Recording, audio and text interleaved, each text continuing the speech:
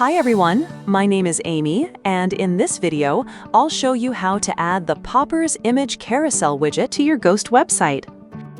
Image carousels are a great way to showcase multiple images in a clean, interactive format, helping you highlight content without taking up too much space.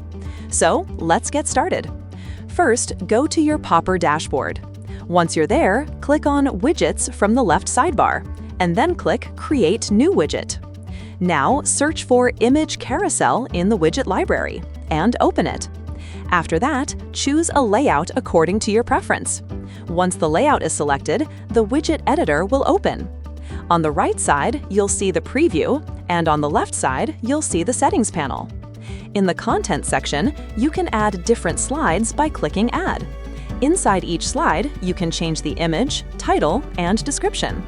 Next, go to the Templates tab, where you can switch between different templates. In the Appearance tab, you can control the playback speed.